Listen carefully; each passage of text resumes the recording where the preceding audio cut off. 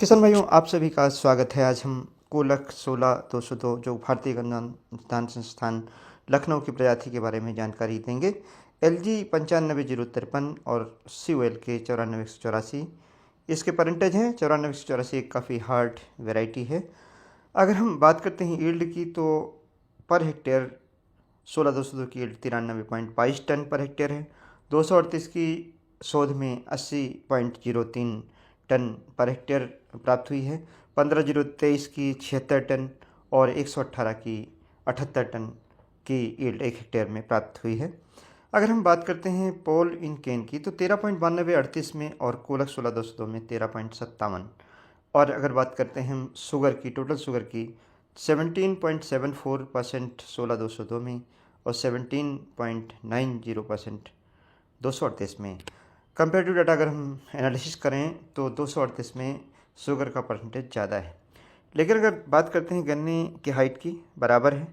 और अगोला अगर देखें तो इस समय भी काफ़ी हरा है। 16-202 का जमाव 38 से बेहतर है। 16-202 का टिल्डरिंग बहुत ही जल्दी और बहुत फास्ट होती है। हम अगर बात करते हैं इस समय इस वैरायटी में रोग आदि के लक्षण की, तो ये वैरायटी पूर्णतः रेजिस्टेंट है रेड राट के प्रति, जो कि 238 में काफ़ी मात्रा में देखा जा रहा है, जिसके कारण इस वैरायटी को बदलने की योजना बनाई जा रही है। इसी तरीके से बिल्ट के लक्षण भी 238 में दिखाई पड़ रहे हैं। पोका बोइंग पहले से 38 के साथ ही उत्तर भारत में पोका बोइंग आया। मिलीबग का प्रकोप है और रूट स्टॉक बोरर का है। टॉप बोरर का भी काफ़ी हद तक प्रकोप रहता है। इसी वजह से कोलाजन का डिस्ट्रीब्यूशन इस वैरायटी की वजह से काफ़ी डिस्ट्रीब्यूशन या प्रयोग ज़मीन में, यहाँ के ज़मीन में हुआ है। 16-202 एक ऐसी किस्म है, अगर हम शुरुआत से बात करते हैं, हमने आपको बताया कि इसका जर्मिनेशन अच्छा है, टिल्डरिंग अच्छा है, लंबाई अच्छी है, लेकिन मोटाई की अगर बात करते हैं तो थोड़ी सी मोटाई 38 की अपेक्षा इस वैरायटी की कम है। लेकिन अगर इसको ट्रेंच में आप लगाते हैं तो मोटाई इसकी बढ़ जाती है, उतनी नहीं होती है। लेकिन अगर इसको कंपेयर करें वज़न के मामले में, तो इस वैरायटी के गन्ने का वज़न, यानी एक गन्ने का वज़न पतला होने के बावजूद भी 38 के बराबर और 38 से ज़्यादा हो जाता है। इसलिए साइंटिफिक जो आंकड़े हैं उसमें यील्ड इस वैरायटी की ज़्यादा दिखाई पड़ती है। साथ ही में इस समय आप देख पा रहे होंगे कि दिसंबर का महीना बीतने के बाद भी 16-202 में गन्ने की पत्तियां और अगोला हरा है। इसका अर्थ है कि ग्रोथ इसकी लगातार चलती रहती है। ग्रोइंग पीरियड ज़्यादा है। अगर देखें तो इमैच्योरिटी थोड़ी सी रहती है, जिसके कारण पोलिन केन हो चाहे शुगर का परसेंटेज हो, वो इस वैरायटी में कम है। लेकिन किसान के लिहाज से देखा जाए तो इस गन्ने की किस्म की जो उपज है वह ज़्यादा है, पेड़ी की भी और पौधे की भी। किसान भाई इस गन्ने की वैरायटी को लगा सकते हैं। कारण इसका ये है कि अभी जो वैरायटी हमारे पास है, एक वैरायटी है 13-235, जिसमें स्प्राउटिंग और स्मट की समस्या आ जाती है, लॉजिंग भी होती है। अगर हम कंपेयर करते हैं तो 16-202 में न स्प्राउटिंग है, न लॉजिंग है और न स्मट है। और 15-023 से अगर इस वैरायटी को कंपेयर करें, 15-023 में लॉजिंग है, रूट स्टॉक बोरर है और साथ ही में पत्तियां पीला पड़ने का एक उसमें अनआइडेंटिफाइड सिम्टम है, जो विंटर सीजन में हो जाता है, वह भी इस गन्ने की किस्म में नहीं है। इस लिहाज से भी अगर देखा जाए तो वैरायटी अच्छी है। अगर इस वैरायटी को हम 16-202 को कंपेयर करते हैं कोलक 14-201 से, जो वेस्टर्न यूपी में तो कम लग रही, लेकिन ईस्टर्न यूपी में किसान भाई लगा रहे हैं, 14-201 की लंबाई 16-202 से काफ़ी कम है, मोटाई भी कम है और उपज भी कम है। तो वर्तमान परिस्थितियों में किसान भाई सिलेक्ट कर रहे हैं कि हम 118 लगा देंगे, लेकिन 118 आप नहीं लगा सकते। जो बीमारियां 238 में हैं, red rot, wilt, mealybug, top borer, root stock borer, वो सभी की सभी बीमारियां, पोका बोइंग भी 118 में हैं। अगर 238 को अभी रिप्लेस करना है तो 118 को आपको 1-2 साल के अंदर रिप्लेस करना पड़ेगा। तो इस लिहाज से अगर देखें तो ये वैरायटी काफ़ी हार्डी है। जो कमियां दूसरी गन्ना किस्मों में, प्रचलित गन्ना किस्मों में हैं, यानी 15-023 में, 14-201 में, 238 में, 118 में, इवन 94-184 में, वो कमियां इस वैरायटी में नहीं हैं। बिल्ड के प्रति भी ये वैरायटी रोधी है, रेजिस्टेंट वैरायटी है और एकमात्र सॉल्यूशन है विल्ट और रेड रॉट का रोधी वैरायटियों से रिप्लेसमेंट करने का। तो इस लिहाज से अगर देखें, यहाँ पर हमने आपको क्लम्प दिखाया है, आप पोर की लंबाई भी देख सकते हैं।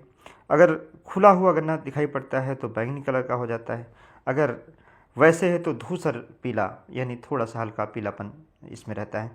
अगर हम ऑटो डिट्रेसिंग की क्वालिटी की बात करें तो ऑटो डिट्रेसिंग इस वैरायटी में है, यानी पत्तियाँ आसानी से छूट जाती हैं, उतनी आसानी से नहीं जितनी आसानी से 38 में छूटती हैं, लेकिन फिर भी छूट जाती हैं। स्पाइन नहीं है। अगर हम बात करते हैं कि पत्तियों पर स्पाइन है कि नहीं, तो बिल्कुल नहीं है। ये देखिए हमने यहाँ पर वायलेट कलर का गन्ना आपको दिखाया, ये 16-202 है। जरा से भी अगर धूप लगती है तो वायलेट कलर का होता है, अदरवाइज पीले कलर का हो जाता है। कोई वाटर सूट नहीं निकलते हैं इस खेत में, आप पूरा देख सकते हैं, कहीं वाटर सूट नहीं है, जिससे रिकवरी पर खड़े गन्ने में कोई प्रभाव नहीं पड़ता है। हाँ, इधर कुछ देखा गया है, ये वेराइटल लक्षण नहीं है बल्कि क्लाइमेटिक है कि कहीं कहीं पर थोड़ा फ्लोरल इनिशिएशन हुआ है।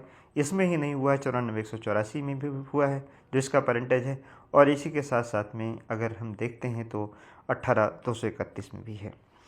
किसान भाइयों, इस लिहाज से, इस दृष्टिकोण से अगर देखें तो ये एक बहुत अच्छी वैरायटी है। किसान अगर समझेंगे तो इस बात को जानें कि इस वैरायटी में आपके स्प्रे की संख्या काफ़ी कम हो जाएगी। जो आप बोकाबोइन के लिए स्प्रे करते हैं, फिर टाबोरो के लिए करते हैं और इसके बाद बार बार स्प्रे करते रहते हैं, मिलीबग के लिए करते हैं, वो इसमें आपको नहीं करने पड़ेंगे। कोराजन का खर्चा इतना नहीं होगा। कोराजन के स्थान पर आप सीरासागी जैसी दवाइयों से भी कल्टीवेशन इस वैरायटी का आसानी से कर सकते हैं। और सबसे बड़ी बात, रेड रॉट इस वैरायटी में नहीं है, जिसका कोई इलाज किसानों के पास या साइंटिस्ट के पास नहीं है, इसी वजह से 238 को रिप्लेस किया जा रहा है। ये वैरायटी चूँकि रेजिस्टेंट है इसके प्रति, तो इसको काफ़ी दिनों तक, वैसे भी अगर हम देखते हैं तो जो ISR लखनऊ यानी भारतीय गन्ना अनुसंधान संस्थान लखनऊ की गन्ना किस्में हैं, काफ़ी मजबूत किस्में होती हैं। चाहे आप 184 को देख लें या 1401 की देख लें या इसके पहले जो वैरायटी निकली यहाँ की, तो काफ़ी मजबूत होती हैं। उस दृष्टिकोण से भी ये वैरायटी बिल्कुल मजबूत वैरायटी है, हार्ड वैरायटी है। जंगली जानवरों का इसमें नुकसान नहीं है। 23 किसान भाई नहीं लगा पा रहे हैं, केवल जंगली जानवरों का, वाइल्ड एनिमल्स का बहुत ज़्यादा नुकसान है, इस वैरायटी में नहीं है। और ये यहाँ पर हमने थोड़ा सा आपको 18-231 भी दिखाया है। 18-231 भी एक अच्छी किस्म है, इसके बगल में ही लगी हुई है। और ये दोनों वैरायटियाँ यानी COL के, ये दोनों वैरायटियाँ किसान भाई लगा सकते हैं। ट्रेंच में लगाएं। 1 एकड़ में 200 kilogram single super phosphate, 40 kilogram potash, 45 kilogram urea, 10 से 12 किलोग्राम जिंक आखिरी जुताई पर, 4 किलोग्राम ट्राइकोडर्मा, 1 कुंतल गोबर के सड़े खाद मिलाकर डालें। पहले खाद डालें, फिर गन्ने का बीज डालें। आधा गन्ना नीचे का हटा दें, ऊपर का गन्ना बोएं। बीज का शोधन थायोफिनेट मिथाइल से ज़रूर करें और कैल्शियम नाइट्रेट का प्रयोग 2 बार जरूर करें। टॉप ड्रेसिंग यूरिया की 3 बार करें। सल्फर 10 किलोग्राम प्रति एकड़ की दर से अवश्य डालें। मैग्नीशियम सल्फेट 10 से 12 किलोग्राम का प्रयोग कर सकते हैं और गोबर की सड़ी हुई खाद 40 कुंतल पर एकड़ की दर से अवश्य प्रयोग करें। अगर ये संस्तुत डोज आप डालते हैं तो निश्चित तौर से इस गन्ने की किस्म की मोटाई भी अच्छी ली जा सकती है और उपज भी अच्छी ली जा सकती है।